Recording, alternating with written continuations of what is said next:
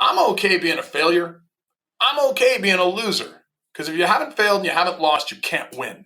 The pain of the loss is so deliciously painful that it makes it to where you will not do it again.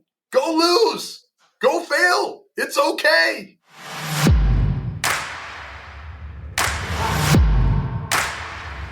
Hey, what's up, MU fam? Welcome back to another episode of the Millionaire University Podcast. Brian Guerin back with you today, and I'm speaking with Preston Brown. He's a speaker, serial entrepreneur, disruptive innovator, and honestly, pretty inspiring as well. We're going to be talking about three of the biggest things that a lot of folks are worried about when it comes to trying or wanting or actually becoming an entrepreneur, and that being not having time, talent, or cash to start a business, and how really that's a myth. So without further ado, I want to bring in Preston. Let's dive right in, and I'll see you on the other side. Just from the few minutes before our call here, man, I'm fired up already. You've got that energy that is just infectious, so I love it. So Preston, welcome to the show, man. Thanks for saying that, man. The one thing we'll all buy in a can or take anywhere we can get it from is energy, right? So you're going to go into becoming a student of how to become an entrepreneur, how to go get rich, how to get your dreams. You better have the energy necessary to consume the content and then put it into action afterwards. I know I'm in my 30s. That's kind of how it was. You know, if you're going to start a business, well, you better have time, you better have a ton of talent, you better have a lot of cash. And Preston, I think we're going to talk about how that just isn't the case today. You know, I think anytime in life, if you're believing lies or bullshit, your results are going to suck. So almost every entrepreneur that I've ever had the opportunity to work with, and they're all looking for more time, more talent, more money for one reason or another in whatever various stage of business that they're in. And they're all failing when they're searching for those things. But that's true of anything, right? If you're believing a lie, like anybody ever heard, the customer's always right. If the customer was right, you would sell the product for free and you'd have a warranty forever. Maybe the customer's not so right. Maybe the customer should be more right than your competitor's customer, but it doesn't sound as sexy, so we don't say it. So yeah, let's dive in. Time, talent, cash. Let's go into the lies that everybody believes. When we say you don't need time, talent, or cash, when we're talking about time, I can't tell you how often I hear that I simply don't have the time to become an entrepreneur. What do you say to that? I say that's true. You're not going to be an entrepreneur. And by the way, it's true for everybody that's ever said that, but it's not true for any entrepreneur. I'm going to just maybe go a little bit into the spiritual side of things here. If God made us in his image, he made us creators, not slaves, not earners. And it goes... in the good book, it says, be fruitful and multiply. It doesn't say, hey, you need to go get a job and do time management and this, that, and the other. You got to create time, okay? Like, business is not about time. It's not about talent. It's not about cash. It's about an idea you have that is better than the idea that somebody else had. It's about an idea. And you don't start a business by quitting your job. And normally, unless you've spent many years saving and done this and that and the other, which is not the normal way that most people start. And it can happen, but it's the exception, not the rule. You start in your extra time, which for most of us doesn't really exist. We have to make it. We have to sleep a little less. We have to eat meals faster. We have to spend less time on the potty. We have to spend less time on Facebook or social media. We have to be more efficient at work. You can create extra time. You and everyone else on the planet is equal in one way, 24 hours a day. Everybody has unique advantages, unique disadvantages in life, but one thing we all do truly have equal is time. And almost every self-made entrepreneur I've ever met has found a way to create time. Sometimes a business starts in 30 minutes a day, 30, 45 minutes a day, which maybe you used to watch Netflix on. And almost anyone I've ever met that has told me, hey, I don't have enough time. Okay. Do you know how you measure love? Here's a simple way to measure love, okay? You measure love through this thing called suffering. That's why it's called unconditional love, because you love somebody enough that you love them beyond even your own conditions and expectations for them. Well, what happens if, I spend time with my wife and kids in the evenings? Okay, well, do you love them enough to go create a business that's going to set them free generationally? Yeah, take 30 minutes for the next few years that you would have put there and start something. And if you love yourself enough to go out and create that, you're going to have to suffer somewhere. You're going to have to take from something. There is nothing for free. There's a price, but the price is worth it. It's a bargain. You can't create time without knowing that you have to make that sacrifice. And I can relate to that myself as an entrepreneur. Like I can't tell you how many times I've been up at 2 a.m. getting work done while my 3 kids are sleeping. Like it's time that has to be forged from your calendar. It's there. You just have to make the sacrifices to do it. And it's a conscious decision. I was telling one of my buddies this the other day. It was a choice that you make. And I love the way you put it. You have to love yourself and love your family enough to say, hey, I'm going to go design this thing and we're going to nail it the way it's going to be nailed, but I have to have that time to get it done. Everyone I've ever heard say that excuse specifically, when I've spent a day with them, I'm like, cool, let's spend a day together. And they don't realize when I say let's spend a day together, then the whole day. Like, when do you wake up in the morning? And I'll show up an hour early. I don't do this anymore, but this is how I started my coaching. I showed up an hour early. I'm like, great, I'm here. And you kind of say, what do you mean you're here? Well, yeah, I'm here early. Are you going to let me in? Then you see how their get up routine is. You see what they're going to do with their coffee. Like, then I'm leaving as late as possible. I'm leaving when you're throwing me out. I want to see, well, what's this? What are you normally doing this time? And I'm asking your wife, I'm asking your kids, like, oh, is there more Netflix? Is there more? Okay, I'm going to find it. Everyone has had something to cut out, right? Everyone has. I've never found anyone that couldn't cut something. There's no human being that efficient. Well, and I'd love to weave in a little bit of your story here. So when you said you used to go out, it sounds like this was part of maybe a coaching program or a mentorship program where you're showing up at a CEO door and literally running through their day with them to help them improve it. That's probably an understatement, I'm sure. But tell us a little bit about that. I built a company called Your Best Life, and we had all the millionaires and a few billionaires in the group that traveled the world. We did the coaching program. But no, this is even before that. One of my earlier businesses is a real estate brokerage. And I used to hear this, like, realtors are just like entrepreneurs or wannabe entrepreneurs, depending on their level of success. And I would hear all the time, I don't have time. I don't have time. And I'm like, how do you not have time? You don't even have a job. So I would show up and we'd do things called ride-alongs. But at that point in time, I wanted them selling the homes. I wanted them getting the listings. I wanted them working with the buyers. Like, I knew that unless they were productive, I, as the owner of the brokerage, wasn't going to make any money. So I had to figure out what were the real problems. And time was never one of them. It was where they were putting their time. Awesome. Going from time and into talent. I know that it's one of the, at least to me, it's one of the misconceptions that you have to be a brainiac, a genius. You've got to know how to create something new and different that nobody's ever seen before. What is your opinion on the talent side of this when people use the excuse of, I don't have the talent to do that, I don't have the skill? It's another lie. And anytime you believe anything that's untrue, you're going to suffer, and not for a loving reason, for an unloving reason. Like, you even think about the word belief, right? Belief comes from the root words of be love. So when you're believing lies, you're being loving towards the wrong thing, not truth, it's lies. But talent's interesting because talent's built. Nobody started knowing how to drive a car. Nobody started knowing how to get dressed. Every single one of us started having to wear diapers or something like that, right? Like, nobody came out of the womb like these amazing 30, 40, 50-year-old human beings that were so articulate and incredible. We had to build those talents. Like, repetition is the mother of all skill. I went to a Tony Robbins conference, many of them, a while back, and he made a really fun joke, and it's worth repeating. He says, nobody goes to a baby that's trying to learn how to walk and screams at him and yells at him, you're just not a walker. Look, you fell down twice, you idiot. Nobody does that, right? There's some falling involved in walking, and eventually you build that talent. We don't think about it now. But talent is something built. You don't start with a talent. In fact, normally, if you're that startup business, you're not going to have the talent. No startup business is going to have the talent of the guy that's been in it 20, 30 years. But you know what you're going to have? You're going to have a passion. You're going to have that vibrance. You're going to have that fire as that new guy getting in. You have less customers, so you have more time to give them more service. Of course, you don't have the talent. Exactly. Was that so? When you were starting to build your empire, what were the steps you took to jump into that headlong? One thing that maybe I'm a little bit masochistic in this way emotionally.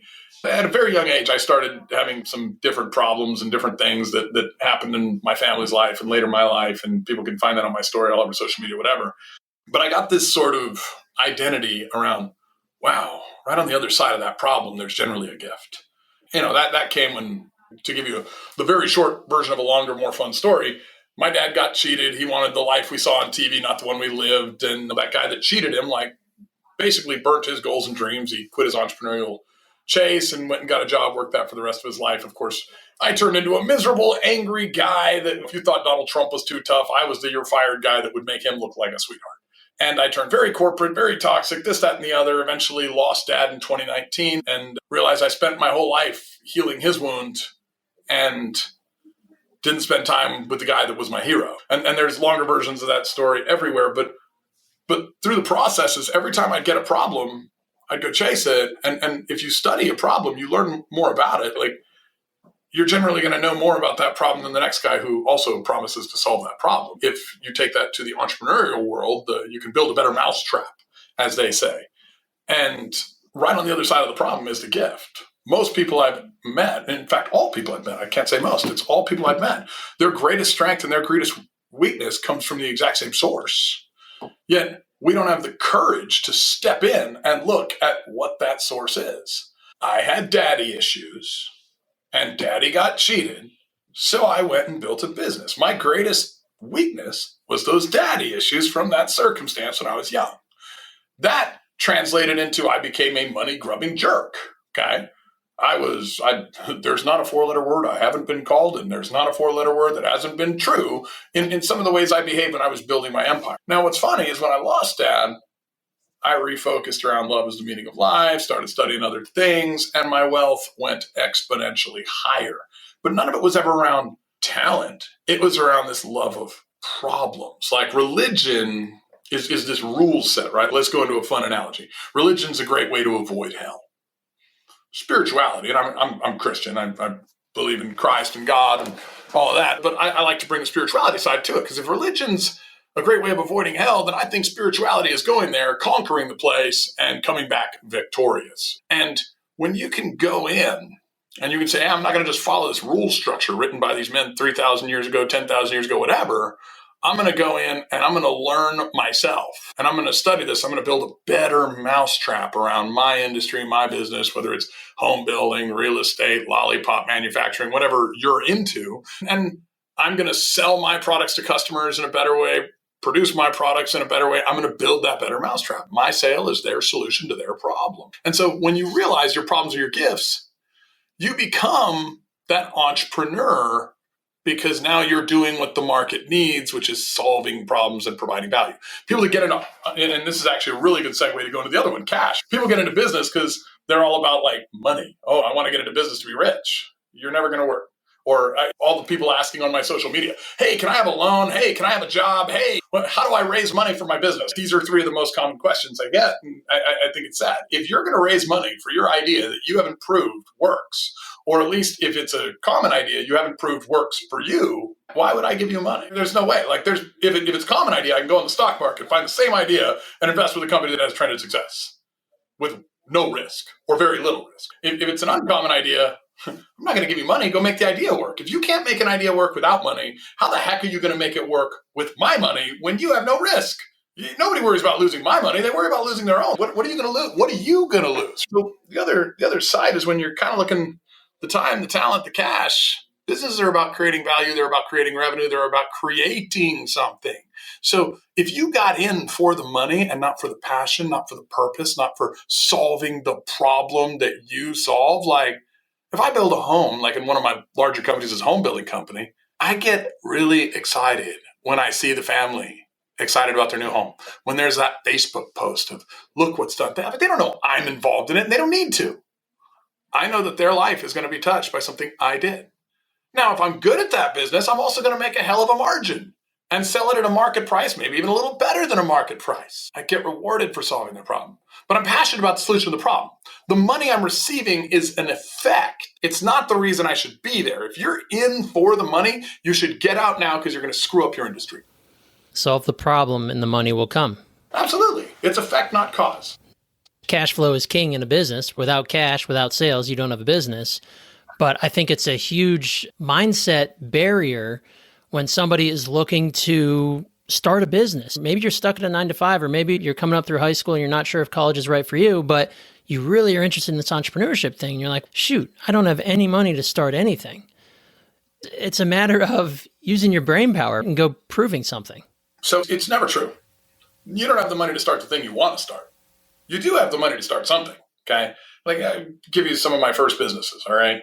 My first business, I think I was, my first business, I was stealing lemon juice packets from Grandy's, a little like fried chicken place, and I would sell them at school for 10 cents each. Eventually, I had to go buy them because the manager caught me, but I don't recommend that approach. But my second business, probably more reasonable. I was in maybe middle school, maybe early high school, maybe both. My parents kept telling me, get a job, okay? And I needed money. I wanted money. And I went out and I got stencils, I got masking tape, and I got paint. And I walked around, and full disclosure, I lied to people and I told them, yeah, I'll paint the house numbers on your driveway. This is before GPS and all that. And, that way the ambulance can find you and this, that, and the other, and it's all for charity. So I lied to them about it with being for charity. But it was true that if the house numbers were on the curbs on your driveway, then they were standardized and it was easier for people to find your house. So that part was true.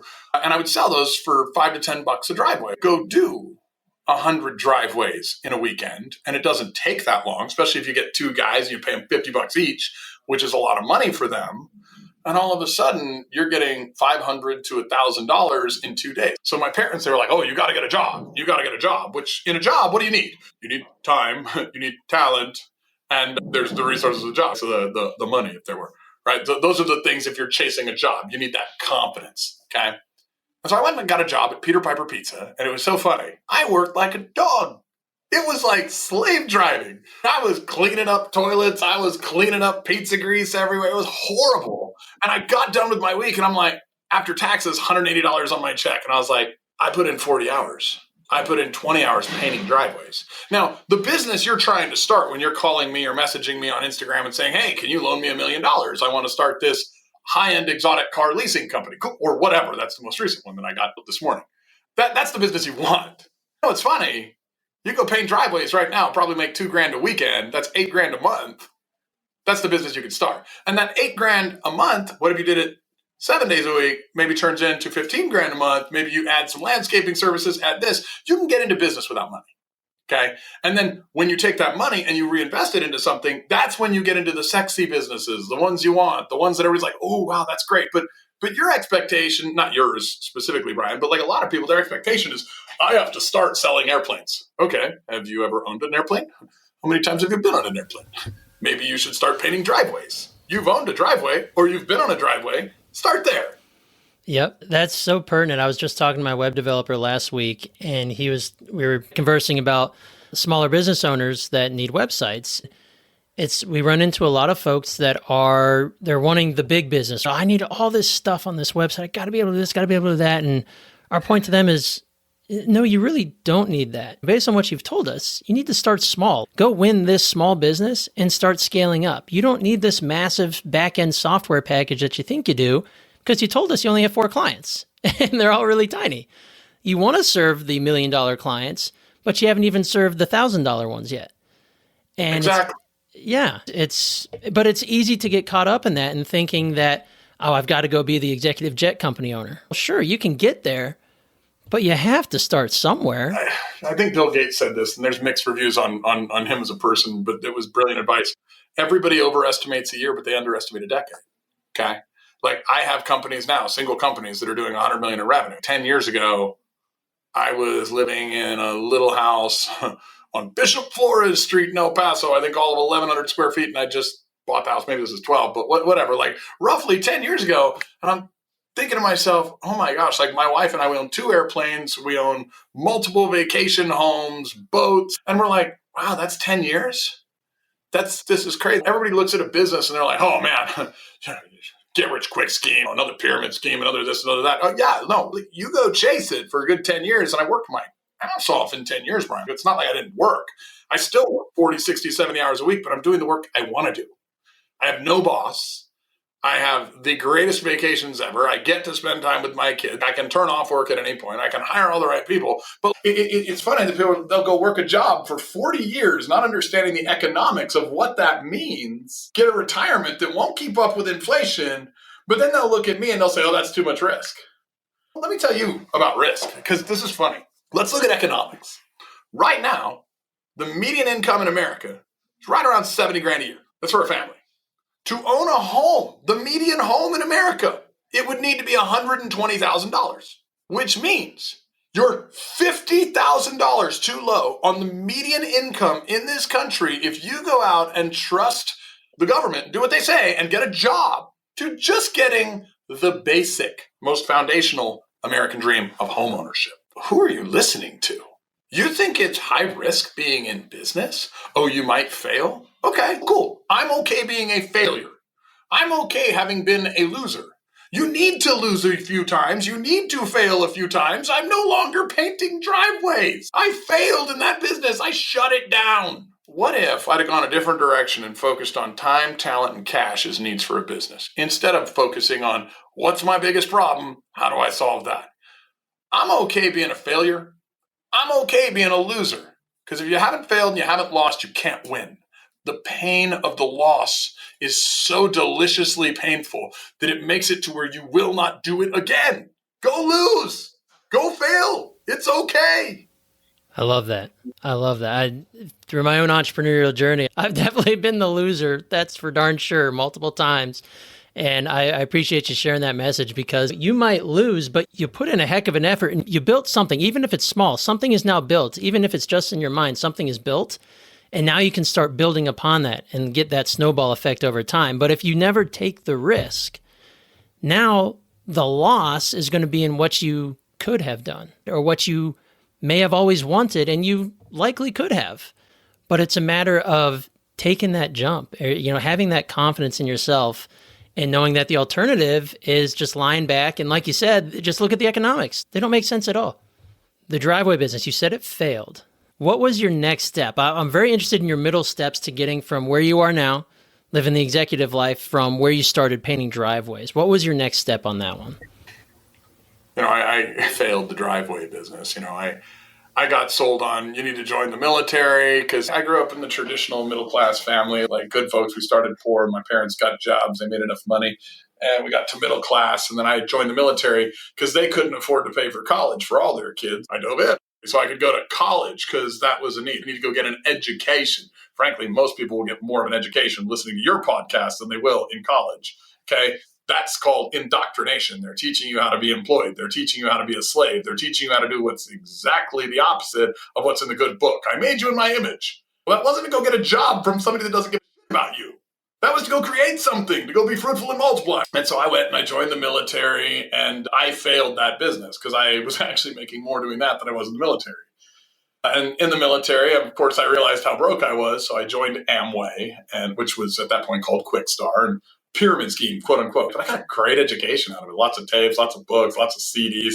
Never made it big in that business, although I am so grateful I was in it, because I may not be here today if it wasn't for their silly education system. It was funny. They sold us like $5-10 a week or something, and I got tapes and books and CDs and all these things that made me believe I could. So I started feeding my mind. From there, that business failed, and I started flipping homes. I made like 30 grand with no work. So immediately thought I was a genius. So the talent thing. And then I went and did 3 more overnight, and I lost more than I made on the first one. So I wasn't a genius. But I loved problems. Thank God that one little piece was there. Like, I love problems. So I was like, you know what? I'm going to go become a real estate agent. And I went, got my real estate license, worked for this home flipper that had a brokerage. And eventually he, God rest his soul, like, didn't appreciate me going back into home flipping. And so I had to leave. And then I went out and became the largest home flipper wholesaler in my market. I eventually kept properties because it was better for taxes. And then I eventually realized, oh, wow, if I become a builder, I can flip 100 homes in the same neighborhood. My gosh, that would be so efficient to not have to like peel back layers of an onion only to find out this, that, and the other. I could just literally build them all from the ground up, same checklist. Wow, that'd be so easy. And so, I went and worked for a builder as a real estate broker and eventually bought him out and just kept adding companies. So everything just stacked. At every stage, before I advanced to the next stage, I was worried about 3 things. How do I get the time, the talent, the cash to go to the next stage? And every stage, those were the very things I should not have worried about. Those were the things that did not matter because the talent grew when I studied the problems and went and solved them at a higher level. I created time by sacrificing something that was previously not important. Like, I watch Netflix maybe an hour a week, maybe. I know people that watch that 4 hours a day. I used to watch a lot of shows, and that's my way of enjoying myself. So I don't knock it. But if you want to build a business, if you're doing 3 or 4 hours a day of that crap, it's stupid. So I found time. It was funny because talent improved as I kept doing it. And then the cash came as a result of the business, not beforehand. And if you're a small business and you can build trust, a lot of times, and this is just a secret that people don't realize, you can get the cash in almost every industry before you even close on the sale. Like, a lot of people in business will put a deposit down. Guess what? if your margins are good enough and your sales process is good enough and everything like that, say like, oh, I'll give you a fun business. I couldn't get a good pool servicer. So I decided I'm a business expert. I'll just open one that'll do it. And so, we've got 50, 150 clients in there that we work with and we replace their furnaces, this, that, and the other. And sometimes they don't have the money for the furnace. Well, the furnace itself costs $2,000 and I already have the guys employed. So I haven't put $2,000 down and I sell them the furnace at market price of $5,000. Well, the $2,000 paid for the work. You know why? Because when I called the distributor that sold me the furnace, I had a pre-structured account. The employee was already in. Or if I was a startup, I would have been the employee if that was my skill set. And so I'd say, hey, dude, I need a furnace. He'd give me a furnace. I'd install it. I had a $2,000 deposit. Guess what? By the time we're done, he's going to pay me $3,000 more. It cost me $2,000 in my time. So I made what? You see how that works? You can actually, if you have a good sales and marketing process, get the money before you're even done with the work. Now, you got to be very careful because you can burn your reputation if you don't manage it well. But one example. That is a perfect example because, like you said, you got to make sure you have your ducks in a row before you're able to do that. But there's no way that it should be a barrier to you conducting business when there are ways around that. So I think that's a perfect example. It sounds like everything that goes into the process of building, buying, and acquiring a new home, did all of your businesses from, hey, I'm going to start the home building. We're going to literally put sticks in the ground, foundations, and build it upwards to, okay, now the next problem that our clients face is lending. Is that how that worked on your end? Lending's really easy. There's more money in the world than there is deals or talent. And so if you prove that you can do something, people will loan you the money to do it. I'll give you an example. Say it costs $250,000 with the lot and the construction to build a home. Maybe $300 if you're a larger builder and you have foremen and office costs and all that. You're going to sell that home for $350 at the end of the day after closing costs, commissions, all that, and say there's $50,000 left over. If it's going to take you 6 months to do it, then you can replace that twice a year. Guess what? If 300 turns into 350 twice a year, and you only needed to borrow 250 or 300 to do it, what's the cost of the money? For you, it might be 8%, 9%, even in today's market. So you're paying 8%, but you're making what percent return? 33? So your real return's 25? Okay. It'd be stupid not to do that. So lending's easy. Loans are designed for scaling, not for starting. There's nothing wrong with scaling, but lenders are not stupid enough to give you money before you start. They're smart enough to give you money when you're proven. And then when you do well, they'll give you more money. Period. They need to give you more money. They make loans to successful, optimized, organized business structures. I've generally found if you're smarter than me, I want to hear from you. And if you're not smarter than me, I don't really pay attention to what you say. And everybody's smarter than me in something. So I try to, when I meet a person, I'm like, okay, where's this person great and where do they suck? Everybody likes to talk about everything. So I try to guide the conversation to where I see they have success. And when they go into the things they suck at, I don't really care about their opinions because they're not backed by, what's the biblical reference? Measure a tree by its fruit. Well, everybody has fruit. Just find the fruit, right? And so you guide the conversations to the great stuff. So I was dealing with this really successful guy, and he was like, man, if you want to be in business, you should be in real estate. I think I was in the Amway business at that point, and he was talking shit to me because I was in the Amway business. He didn't like me hustling him. Do you have a dream?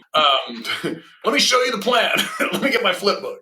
And I was like, why real estate? And he had success in real estate. So I listened. He was like, look, dude, our forefathers set up real estate so that it was going to have the best tax circumstance ever. And I was like, oh, wow. Okay, cool. That makes sense. They did. Real estate is one of the few tax shelters, real estate and insurance. And so I was like, okay, cool. So a bunch of landowners created a country, arranged the tax codes around their best interests since they were landowners. Check. Okay. Liked that one. And then he was like, okay. And then there's 3 people that get wealthy in the world. And I was like, who's that? And this is before COVID. It's before '08 and all that. And he said, bankers, doctors, or medical professionals, he said, and salespeople. And real estate, guess what? Ding, ding, you're selling products that are expensive. So if you're going to be in sales, do you want to sell soap, what Amway's telling you to sell? Or do you want to sell buildings, houses, land? And it's a much larger thing. And I was like, whoa, okay, now it's not 1 check. Now it's 2 checks. And then he says, look, if you're going to invest in something, you want to invest in something that's hitting as many quadrants of our global economy as you can. What's our global economy made up of? Human capital. We need people to make stuff. Mineral wealth. You need oil, minerals, all these things to produce things. Technology. Okay. And real estate. But real estate, if you're not technologically advanced, you have 3 of the 4. If you are technologically advanced and you're on some of the pioneering ends, which we happen to be, we're very lucky to have a tech department where we have more tech employees than we have employees in any other company except the home building company. And so we've built some crazy new technologies. People don't understand technology either. And by the way, let me explain technology, because it doesn't just have to be like softwares or tech. Technology can be the wheel with technology. Technology can be a process that you do something better. That's a different technology. You can create a better technology than everybody in your industry by having an Excel sheet that makes you more efficient. All you have to do to be the best in technology is be ahead of the other guys in your game. Okay. And so if you hit all four, those are the four main quadrants of society, and you will be rich. He said, anything that you're in more than two of, if you're in three or more, you will be rich. If you get into four, you will be super rich. You will create generational wealth. You will support the things that you care about, whether it's saving women and children from sex trafficking, whether it's this, that, or the other, whatever you care about, you will be able to invest in, because everybody talks a big game. You know what we need more of? People that can give a big game. Instead of people telling you their income goals, the people you're going to start respecting are the people that tell you their giving goals. I love when people are like, I want to give $1 million. I want to give $2 million. I want to know your giving goals. If I hear your income goals, I know you're still trying to meet your needs. If I hear your giving goals, I know your needs are met. And now it's just like, how do I make the world a better place? It's only going to happen in business. You can't get a job that gets you there. I think you hit the nail on the head there. It's got to be something that you develop, or the life that you build for yourself, so you can go from covering your needs to covering that of whatever it is. I think that's an awesome analogy to draw with that for sure. Well, Preston, I want to make sure I respect your time here. I think we could go all day, but I got to start bringing the plane down to the runway here. What's one piece of advice? You've already dropped 1,000 on us here today, but for one piece of advice for our listeners of, if you're just sitting here and you're thinking like, I've got an idea, I want to run with it, but it's one of these three things, time, talent, or cash, that is bugging you. What is the very most important thing that you can do today to try and solve that issue for yourself? You know what? I'm going to go a little more broad, because I think we've hit time, talent, and cash. I'm going to give you just a piece of advice that one of them that has radically changed my life, radically. And if you follow just this advice, you'll become really successful in whatever you're looking for. You need to learn the meaning of words. Okay. The meaning of words matters. And we live in a society where people are changing the meaning of words. And I'm going to go into one word, since we're in the Millionaire University, that I think is radically important. So while you should learn the meaning of all words that were relevant to you, this word is critical. What does ownership mean? And people think ownership gets them possession. And we don't live in a time where that's true anymore, or it may not have ever been true. Ownership gets you responsibility. Responsibility gets you possession. People go out and say, oh, I want to open a business. But we live in an age where powerlessness has become power. And if you want to influence somebody, you got to act like a victim. And so we're avoiding responsibility. Well, there's all sorts of abilities that are important, like availability is up there, but responsibility might be the most important ability. Ownership begets responsibility. Responsibility begets possession. If you truly want to possess something, you must be responsible for it, and that is when you will truly have and own it. And if you will not learn the definition of that word, then everything around you will possess you, and you will not possess it. Wow. I like that one. That is perfect. I think that is the perfect place to end this. Man, you listeners out there, go ponder that one. That's a deep one. All right, Preston, I want to thank you so much for joining us. How can our listeners check you out? Sounds like you're all over the social medias. How can they reach out to you? Where can they learn more about Preston Brown? They can go to any of my social medias. It's the Preston Brown, Facebook, Instagram, TikTok, all of them. And then just a free gift for all of your listeners. I teach business automation. I have a free masterclass. There's all sorts of courses you can buy. Honestly, they'll help accelerate you, and they're great, but you don't need them. The masterclass is the magic. I don't care how much money you have or don't have. Go to automateyou.com. Automateyou.com. There's a free masterclass. I go over the 7 stages of entrepreneurship and a problem-solving formula where you can turn your problems into your gifts, and every single person out there can be rich, wild, and free and have the life they watch on TV instead of the one they're living now. All right, man, that was some high energy, killer information, in my opinion, that is tailored towards just getting us to do the thing. We have these dreams, we have these notions of becoming an entrepreneur, or maybe we are an entrepreneur and we're still young in the journey, but we want to get better, we want to improve. Preston coming in with the hot-hitting knowledge to really drive home the point that it can be done. with the confidence in yourself, with the ability to know yourself and have that self-discipline and self-awareness, the sky's the limit, honestly. Thank you very much to Preston for joining us. Had a blast. And folks, we'd love to connect with you. So hit us up on the social medias. Shoot us an email at support@millionaireuniversity.com if you'd like to have any questions answered, or maybe you have recommendations of folks to have on the podcast. We'd love to hear it and chat with you. With that being said, Brian Guerin, I'm tuning out. We'll catch you on the next episode of the Millionaire University Podcast.